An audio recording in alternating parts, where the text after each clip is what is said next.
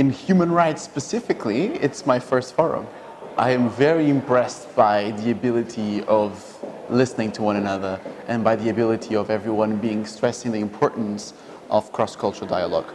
I believe that there is no other option to do human rights policy without open, uncoerced, equal cross-cultural dialogue.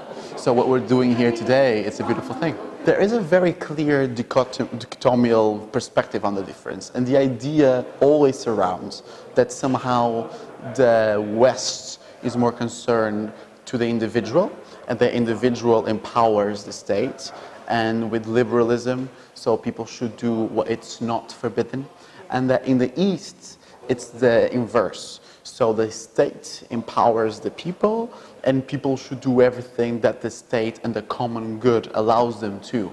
So this is normally the two spectrums, which I think that sometimes may be quite problematic to see things in such a bilateral perspective, because obviously the West and the East are very diverse, complex entities. So, but I think this is normally the difference between the values, the community and the individual are normally. So that's what dialogue and communication is. Absolutely. We need to understand that there are not that many differences.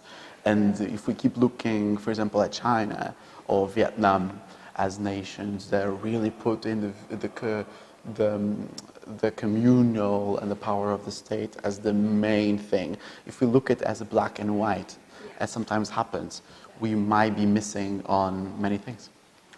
Definitely, we've been seeing that the human rights dialogue has been starting to become something more common.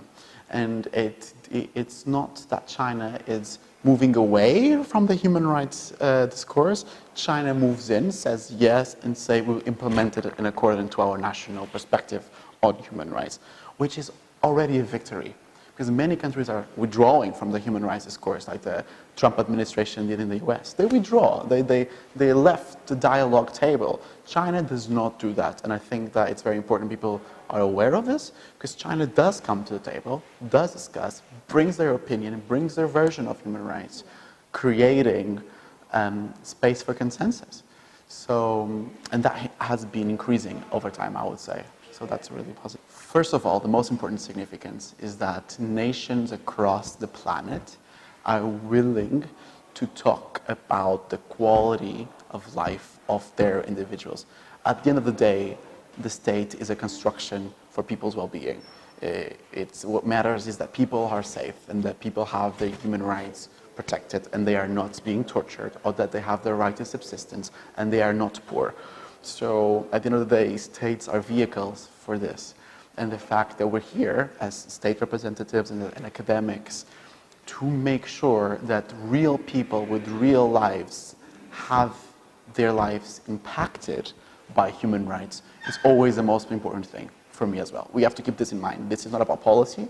This is about people not being tortured or not being poor. So, and their real life impactful vision of human rights. And I think that's one of the most important things that we're doing here.